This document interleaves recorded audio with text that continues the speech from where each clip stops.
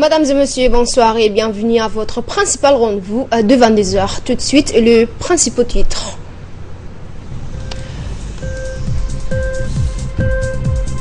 Visite et échange d'expériences de CPL sur le site mise en défense à Gangaragid. Bonsoir et merci de nous rejoindre pour cette nouvelle édition développant ces titres. Clôture au Caire de la première conférence des présidents des assemblées et parlements arabes. La première conférence des présidents des assemblées et parlements arabes s'est clôturée hier jeudi au siège de la Ligue arabe au Caire, en Égypte, avec la participation d'une délégation djiboutienne conduite par le président de l'Assemblée nationale, M. Mohamed Ali Hamad.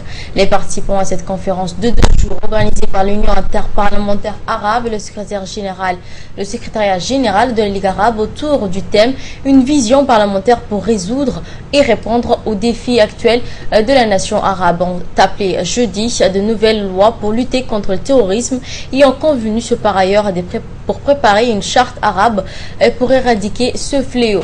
Selon un communiqué publié à l'issue de la conférence, une comité composée des présidents du Parlement sera formée pour superviser la préparation de ce projet de charte arabe pour lutter contre le terrorisme et l'extrémisme. Les participants ont affirmé par la suite la nécessité d'une solidarité et d'une union entre les pays arabes pour lutter contre la violence et le terrorisme afin de sauvegarder la nation arabe. Insistant enfin sur le dialogue comme meilleur moyen de résoudre les défis que connaît actuellement le monde arabe, les présidents des parlements arabes ont appelé à l'établissement d'un conseil de sécurité arabe, d'un cours de justice arabe et d'une cour pour le droit de l'homme arabe. En marge de la conférence, le président de l'Assemblée nationale, Mohamed Ali Hamad, a eu des entretiens bilatéraux avec plusieurs de ses homologues arabes. Les discussions ont porté sur les voies et moyens de promouvoir et renforcer la coopération entre Djibouti et ses pays frères, notamment dans les domaines parlementaires. Le président Hamad a été reçu en fin de jeudi par le président du Parlement arabe, Ahmed Al-Jarwan, avec lequel il a passé en revue la situation sécuritaire dans le monde arabe et en particulier les efforts en faveur de la paix en Somalie et au Yémen. Et aux nouvelles du pays, dans le cadre des activités d'assistance sociale, la fondation du Douane Zakat du ministère des Affaires musulmanes, de la Culture et des Biens Warf a procédé ce matin à la distribution de dons aux orphelins parrainés par l'association Al-Sharia. La cérémonie de distribution s'est déroulée dans l'école Al-Hikma située derrière l'UNFD. 120 orphelins ont pu bénéficier d'un montant allant de 17 000 à 32 000 pour tous les 3 mois. Ce geste s'inscrit dans le cadre des efforts entrepris par la fondation Douane Zakat pour les orphelins à Djibouti. Et autre nouvelle du pays, le ministère de l'Agriculture, par le biais du programme Prodermo, mène une expérience pour améliorer une couvert végétale dans les régions du Dikil, Tajora et Obok. Au total, 6100 missions en repos depuis quelques années dans les 3 régions de la semaine. Une trentaine de personnes membres du comité de pilotage qui gère ces périmètres mis en repos accompagnent de quelques touristes de passage, encadrent le staff du projet. On effectue une visite pour échanger les expériences du CPL d'Itilou dans la région de Tajora pour constater les résultats obtenus sur les périmètres de Gangarida. Depuis 2 ans, 1600 est mis en repos et les membres du CPL ont pu voir que le couvert végétal s'améliore. Les mauvaises herbes ont disparu et aujourd'hui les herbes poussent à nouveau grâce aux techniques de ganguinage du seuil et gardant Pirou qui retire de la terre. Grâce à la maîtrise du ruissellement et la stabilisation de l'érosion hydrique, le couvert végétal revient sur le périmètre de Gangaride au grand bénéfice des ruraux qui peuvent alimenter à présent leur bétail. Les membres du CPL ont félicité les acteurs de la mise en repos du Gangaride et ont promis de reproduire cette expérience sur leur périmètre d'Ajora, d'Obok, de Dikil et le staff de projet dont l'ingénieur Baragouita a promis d'accompagner les membres pour améliorer les résultats dans les périmètres mis en défense dans chaque région. Et dans le cadre des soutiens du président à l'approche des élections présidentielles, voir les améliorations apportées. Et comme vous le voyez, en fait, pratiquement, on a des endroits où on a 100% de graminées. Et là où on avait des mauvaises herbes, en fait, pratiquement il y a 2 ans, c'était soit nu, un sol nu, soit des sols avec des mauvaises herbes qui n'étaient pas appétées par les animaux. Donc maintenant, les trentaines de personnes que nous avons appelées vont voir un petit peu, constater comment les travailleurs de mise en repos dans la région des Dutilou ont travaillé et voir un petit peu comment ils ont fait les ensemencements, comment ils ont fait les types d'ouvrages qu'ils ont fait, que ce soit du gabionnage, que ce soit des seuils en pierre, que ce soit des cordons pierreux. Et donc on va faire un petit bilan et à la fin de la journée pour que en fait ces techniques ou ce qu'ils ont vu ici à Dutilou soient profitables dans leurs sites respectifs à Dikil et à Oubrok. Et dans le cadre des soutiens du président à l'approche des élections présidentielles, à l'instar des autres quartiers de la capitale, les réseaux Hil Hormoud et l'association Marwa Hodan ont organisé à la Corniche une cérémonie de soutien au président de la République Ismaël Omar Guelleh pour sa candidature aux prochaines élections présidentielles du 8 avril.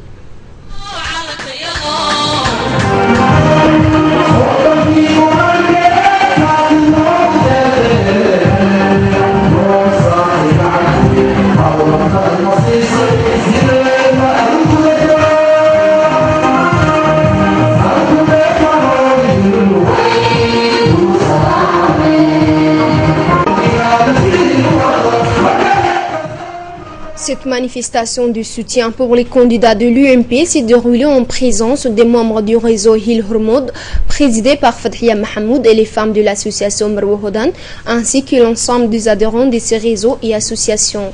Outre les membres exécutifs de l'association, cette cérémonie a aussi vu la participation des habitants de la cité Hodan qui se sont rassemblés, une occasion pour témoigner au président leur engagement et leur soutien afin qu'il conduise encore une fois la destinée du pays.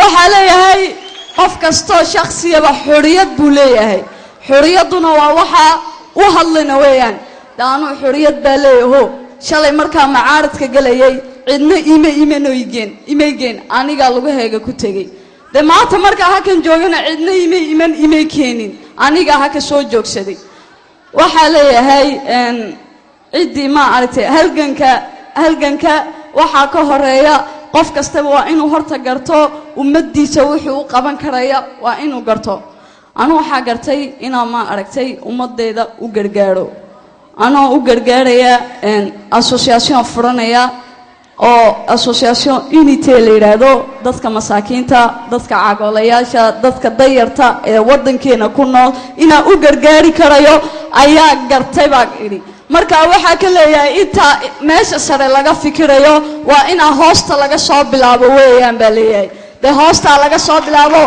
dib loo noqdo baa leeyahay dib loo noqdo maanta farxad weyn baan oo qiyaasi karin baa leenahay oo halka ka arkayno walaalaha iyagii Facebook haday tahay teeraanka haday tahay aan saa isku eeriyan jirnay oo oran jirnay dariiqan aad ku sugantihiin waa dariiq xun kaalayna la arka anaka baa isfahmayna anaka baa jeena maanta anaka baa gacanta wax bedeli karayna gacantana isqabsanayna alxamdulillah waxaan arkaynaa maanta inaan dadaalkeegi noo horgalay waxay maanta halka aan arkaynaa inay walaasheen mid kamida lideeradii ciyaalka opposonga oo juweeriye la orto oo habeen iyo dharaar basaan isku la hadli jirnay ay maanta mowqifkeegina soo raacday farxad gaar ahaaneed bay noo leedahay in kastoon aan wala nahay dhalinyaro reer Djibouti oo midnimo iyo patriotism naga dhaxayso haddana waxaan leenahay hambalyo halka waxaan iskugu imanay galgacaynimada madaxweynaheena iyo oo jeebaan leenahay waan ku garajoonaa aabo anigu hooyooyinkii hodan baan nahay hodan waxa weejiliyaa noo sameeyay bariisaankeena noo sameeyay Ismaaciil Umar Geelle annagoo ku jirnaa aqala kira ah iyo naga soo saaray aqalla kira aan bixinayno oon annagu leenahay iyaan galnaa wuxuu ku xujisiiyey hodandee muxuu ku xujisiin doonaa dee marka dambe hodan turwaa iyaa geli doona dhasheennaa geli doonta marka waxa weeye jin barisaankayga halkaa waxaan ka salaamayaa ismaaciil cumar geelle iyo marwadiisa marwe khadre maxamuud xayd waxaan u dirayaa fariin salaan kashkiya laabta ka soo go'day oon hooyooyinkii hodan ka sido hodan adigaa dhagaxa dhigay marka annaguna waxaan ku leenahay caawiya berriba hooyo maxay ahayd ismaaciil cumar geelle marka saddexaad iyo marka afraadba hooyada hodan way ku jeceshahay way ku garab joogtaana waxaan leenahay walaalayaal ururka haweenka ee maanta halkan iskugu yimid een maanta hormoodka ka ahay waa urur ballaaran oo Jabuuti dhammaanteed ka shaqeeya waxaan leenahay maanta oon qolo lahayn oon qabiil lahayn oon cid maxaan ku dhahdaayay ay kala takoorayaan ayna jirin waa urur midnimadii madaxweynuhu u horseeday maanta ku shaqaynaya una horseedaya haweenka jamhuuriyadda Jabuuti inay maanta hormood ay u ahaadaan horumarka dalka sida awalba ugu haayeen iyo nabadda. Le réseau coopératif de la commune de Belbela Rocob a organisé avant-hier soir une soirée de débat constructif entre les jeunes leaders de la commune de Belbela au complexe sport Ar-Rahma.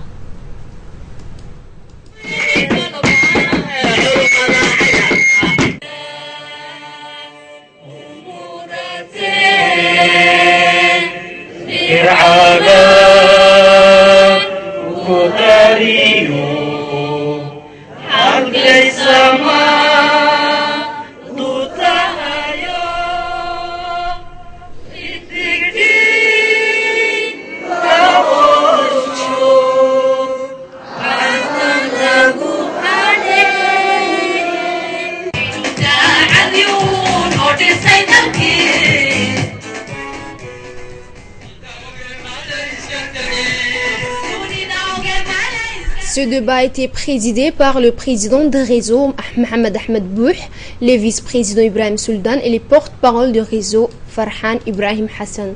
Outre les membres exécutifs du réseau, cette soirée a rassemblé massivement environ 550 jeunes, filles et garçons de 20 à 30 ans, ainsi ces jeunes issus de 36 quartiers de la commune de Belbela se sont rassemblés dans une même salle pour parler de différents points concernant les jeunes, à savoir l'éducation, la santé, le chômage, l'infrastructure de base, le sport et l'habitat.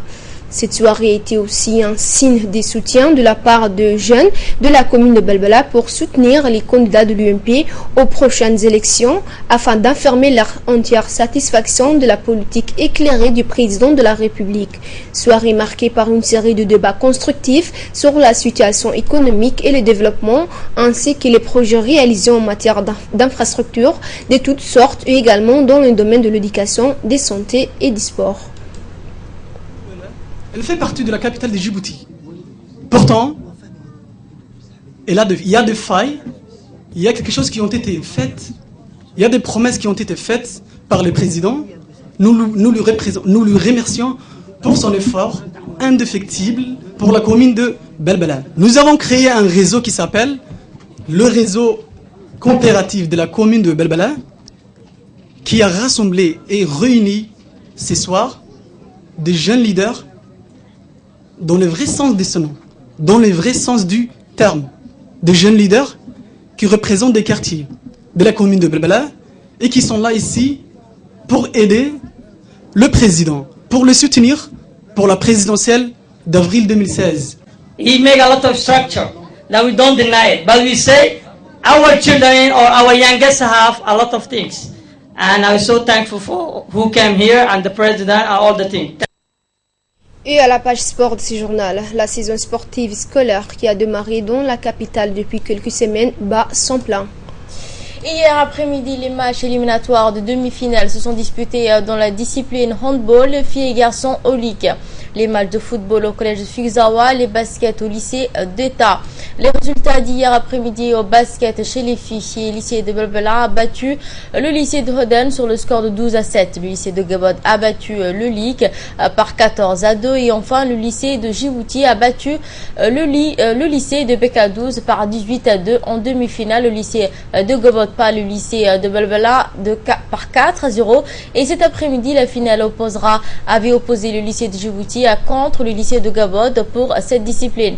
Chez les garçons, le lycée de Belbela bat le LIC par 19-18. Le lycée de Gabod bat le LIC par 34-45. En demi-finale, le lycée de Gabod bat le lycée de Belbela en finale.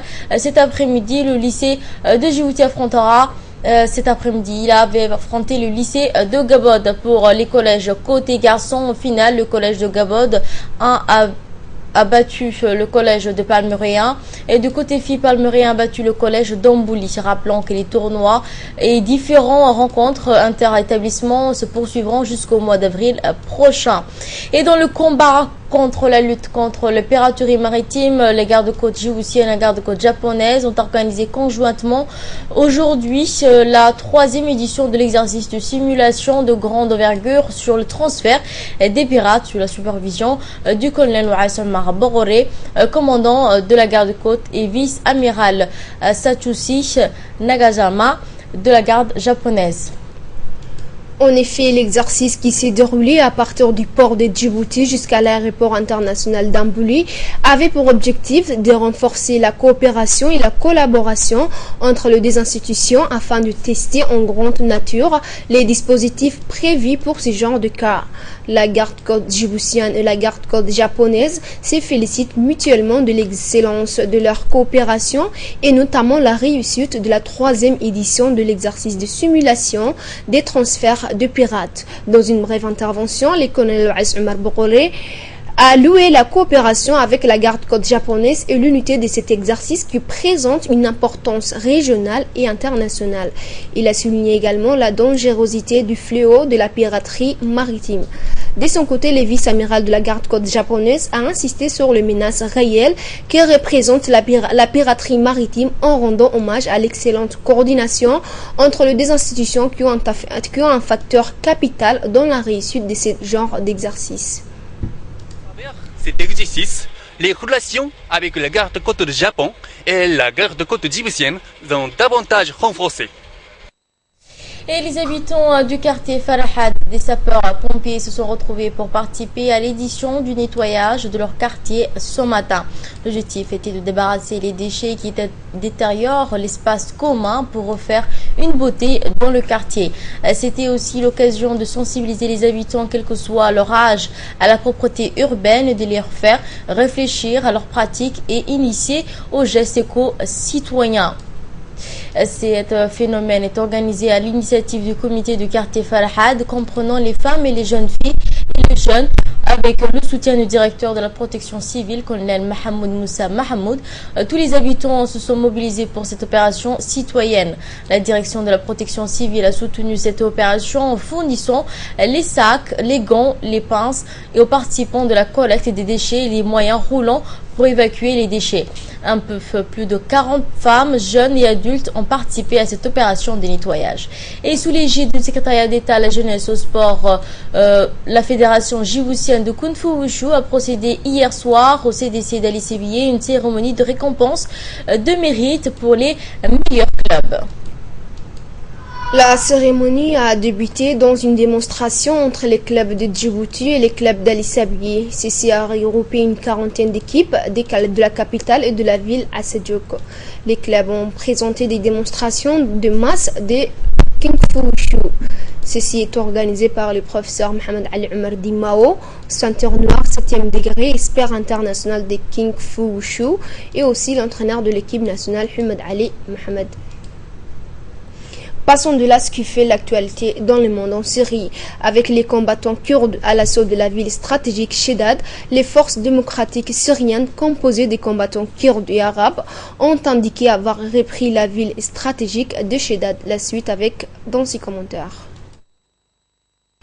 C'est une bataille féroce dans laquelle les forces démocratiques syriennes se sont engagées. Cette coalition menée par les combattants kurdes syriens du YPG, mais composée également de combattants arabes, a annoncé aujourd'hui avoir repris la ville stratégique de Shedal, un bastion de l'organisation de l'État islamique situé dans le nord-est du pays non loin de Deir ez-Zor.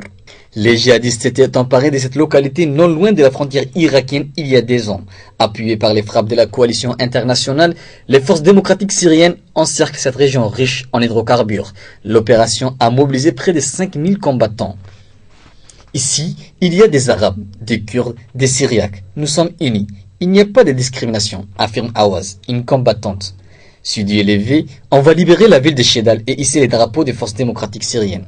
Confie plein d'espoir, un combattant. Les combattants ont avancé village après village sous les tirs des snipers. Les civils qui n'ont pas fui accueillent les troupes avec soulagement. Ils racontent l'horreur vécue sous les jougs des djihadistes. Ici, avant, c'était la mairie. Ils y ont installé leur police islamique.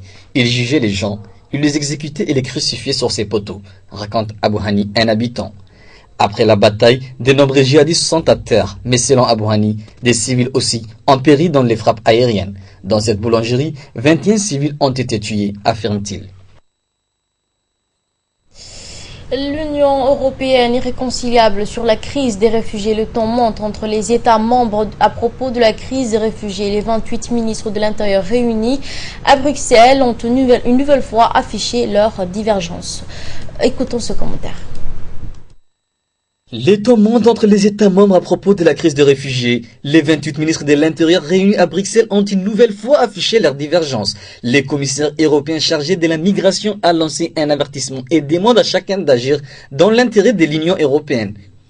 Dans les 10 jours prochains, il nous faut des résultats clairs et tangibles sur le terrain. Sinon, il y a un risque de voir l'ensemble du système s'écrouler complètement, prévient Dimitris Avramopoulos. L'Autriche est particulièrement critiquée pour sa décision unilatérale d'introduire des quotas quotidiens pour les réfugiés qui veulent s'installer dans le pays ou pour ceux qui souhaitent seulement les traverser. Mais pour la ministre autrichienne de l'Intérieur, la responsabilité des dysfonctionnements est ailleurs. Pour le dire franchement, si la Grèce répète encore et encore qu'il est impossible de protéger la frontière grecque, nous devons nous poser la question s'il est possible de maintenir la frontière extérieure de Schengen en Grèce, répond Johanna Mikl-Latner. Tour à tour, les pays situés sur la route dite des Balkans ferment leurs frontières aux réfugiés. En conséquence, les demandeurs d'asile se retrouvent bloqués principalement en Grèce. Pour la Commission européenne, le pays est désormais au bord de la crise humanitaire.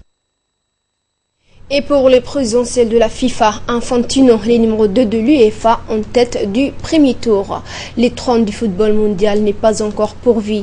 À l'issue du premier tour de l'élection présidentielle de la FIFA, le secrétaire général de l'UEFA, l'Italo-Suisse Gianni Infantino, a rassemblé le plus de suffrages sans toutefois s'imposer. Avec 88 voix, il est à la fois très loin des 138 votes nécessaires à l'élection dès le premier tour et trop proche de son concurrent direct, les controversés Charles Salman, président de la Confédération asiatique, qui a obtenu 85 voix. Un deuxième tour va donc avoir lieu avec le 4e candidat. Cette fois, une majorité simple de 104 voix sera suffisante et si aucun candidat ne se dégageait, le dernier de chaque tour serait éliminé. Les 10 autres candidats, le prince jordanien Ali, unique concurrent de Blatter au scrutin de 2015, et le français Jérôme Champagne, ex-secrétaire général adjoint de la FIFA, ont obtenu respectivement 27 voix et 7 voix, ce qui leur laisse peu de chance pour le deuxième tour, à moins que les tractations ne permettent un report de voix sur un candidat de compromis. Le 5e candidat, les Sud-Africains Tokyo Sixball, se retirer de la course plus tôt dans la journée. Entre les deux favoris, l'écart est minime et tout reste à faire. Personne ne s'attendait à écart si faible. C'est la fin de ce journal. Merci de votre aimable attention.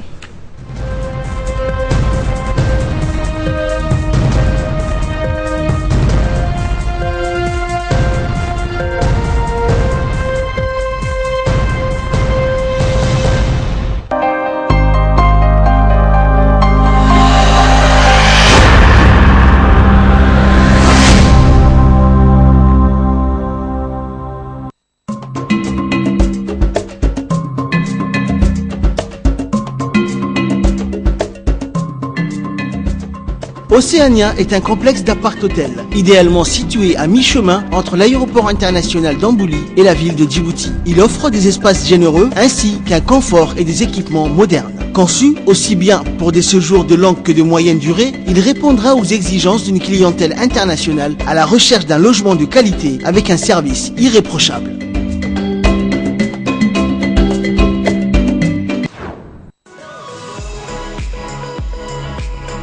Dépêchez-vous, du 23 février au 8 mars de 7h30 à 13h et de 16h à 20h, les soldes envahissent le rayon bazar de votre magasin Cash Center. De l'art de la table